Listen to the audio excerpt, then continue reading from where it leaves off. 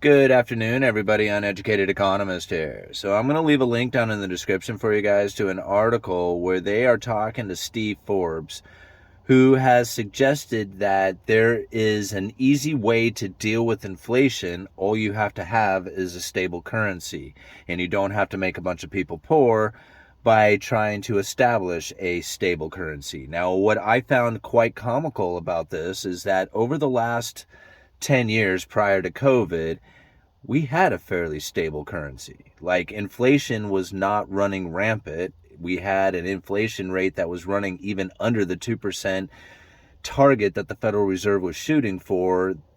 The prices were stable. House prices were going up, and there was a lot of asset prices that were moving up. I give you that, right? That part of it. But as far as the typical idea that people's food inflation, or that all this rampant inflation that we're seeing through all the commodities and produced products out there and services, all that stuff, a lot of people are blaming on the Federal Reserve and not necessarily blaming it on a supply chain breakdown.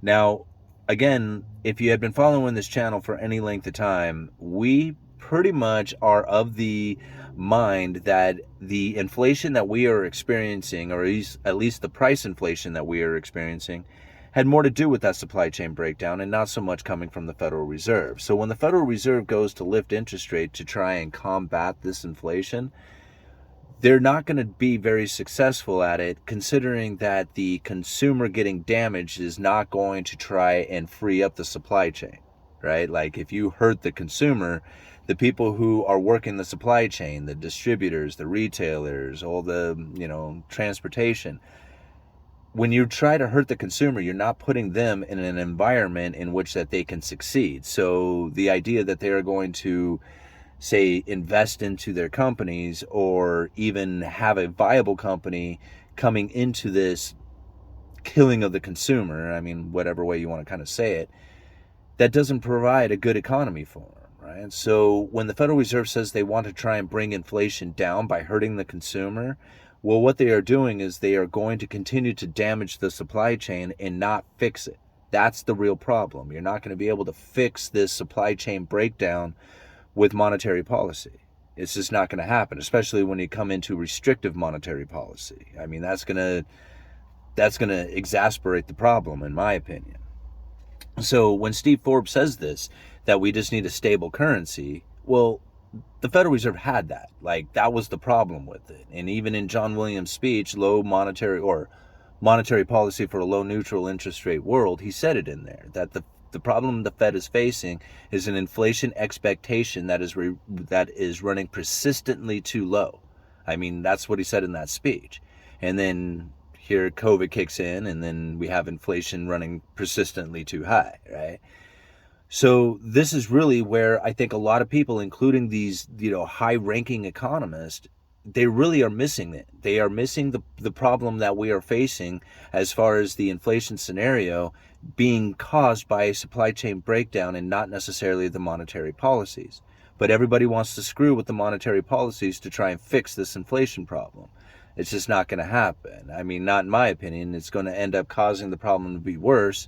This, high prices on goods and services, I have a feeling that's going to take place, or that's going to continue longer than it needed to be, considering that the Federal Reserve had let the inflation run extra hot, extra long for an extended period of time, but that's what they were going for. So it doesn't really matter what our opinion is. We can think whatever we want about what the Federal Reserve should be doing. It doesn't really matter what we think the Fed should be doing or could be doing. What is happening is what we have to look at. And that's what the Federal Reserve is saying, is that they are going to keep keep the interest rate running extra high to try and combat the inflation. So even after the inflation comes down, I have a feeling that you're going to continue to see those interest rates stay elevated for a significant amount of time. And you're going to find everybody out there screaming at the Federal Reserve, saying they're doing unnecessary pain to the people and that they should really be backing off on this. Now, some of the stuff that you can really see that it's not necessarily the monetary policies coming from the Federal Reserve is to just look at lumber. right? Lumber was my indicator. When I saw lumber prices starting to move up, I said, man, we are going into some really hard times here. And that was at the end of 2019. I mean, look at my videos. I was talking about mill curtailments and shutdowns and inventory depletions and saying this is not going to do well. I mean, we are going into some, I didn't know what it was that we were going to experience, but I knew that all this stuff that was happening within the lumber industry was coming to a head inside of the economy. I just didn't realize it was going to be a COVID lockdown that did it. So when the COVID lockdowns did kick in and all the inventory was depleted due to the stimulus checks, so you had people not producing lumber and you had people given checks to go out there and buy all the rest of the lumber, it zapped all that inventory. There was hardly anything left.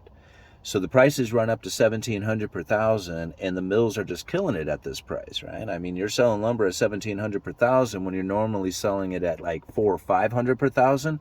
Yeah, you're making a lot of money. But what a lot of people don't talk about is how these mills were, in dire straits just a few months earlier prior to the COVID lockdowns taking place, and there was mill curtailments and shutdowns and people losing their jobs all over British Columbia area and including here in the United States, but nobody really wants to talk about it. They just want to talk about how greedy these lumber mills were.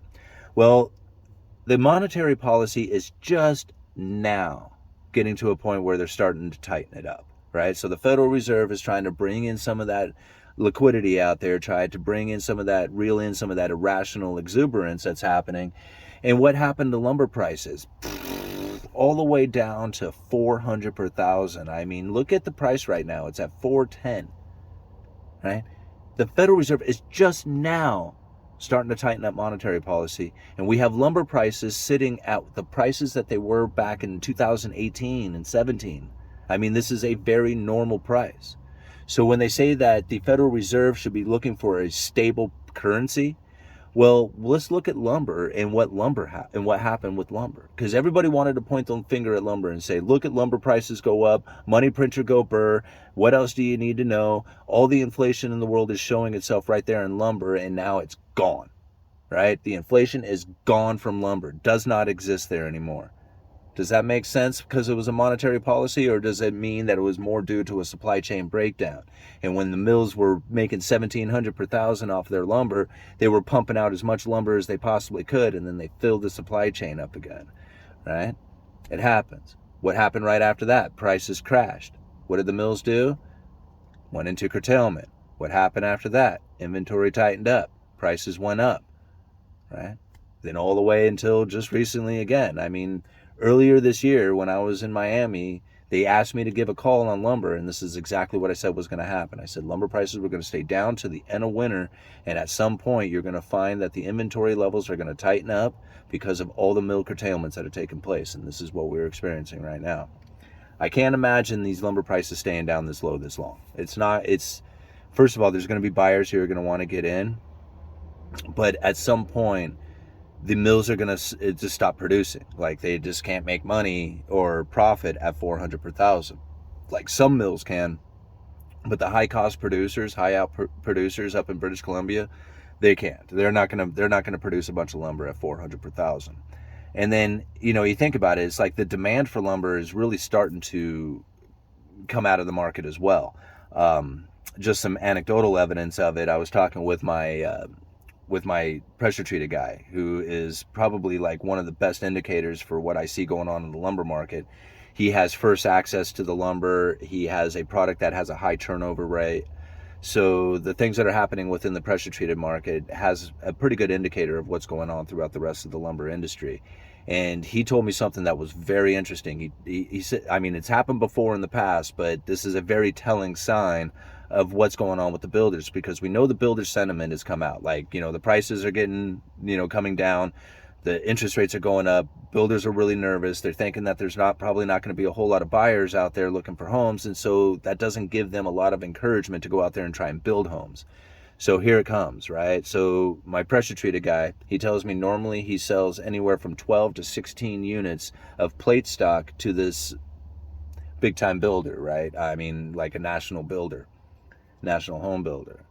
So he sells 12 to 16 units of this number 3 plate stock. It's the first piece of lumber that you put down on a foundation before you start to frame. All right. So that's kind of the easiest way to understand it. So it's a really good indicator of what framing jobs are coming, because if you're selling a lot of this plate stock, then you know that there's going to be a lot of framing and home building coming, to set on top of this plate stock. I mean, essentially you wouldn't need the plate stock unless you're building a home. Anyway, 12 to 16 units. He normally sells this guy a week. He sold 1 unit to him, just 1 unit to this guy. Now, that is scary to think about, how much building was taking place to all of a sudden a screeching halt. And that's really what we're experiencing. Now, granted, the prices are going to come down, and that's the reason probably why we're not seeing a whole lot of home builders taking place right now as far as getting into the market, because they're nervous about the prices coming down. But you also have to think what's coming into production. If people aren't building, then that's going to be a gap in production of new homes, and that's not going to add more inventory to the market. That's not a good sign, right? I mean, you want to have more inventory coming onto the market, not less, if you want to see home prices come down. Now, again, there's going to be a lot of arguments or excuses or anything else out there as far as why there's going to be more inventory, and mainly it's going to be because home prices are coming down. People are going to want to try and get out of it before the prices come down any further, but really it's going to be layoffs. To me, layoffs are going to be the one thing that really drives the inventory into homes as far as the available homes out there to buy, because if you have a lot of layoffs, then you're probably going to have a lot of foreclosures as well. Okay. I'm going to leave it at that. Uneducated Economist, you guys let me know.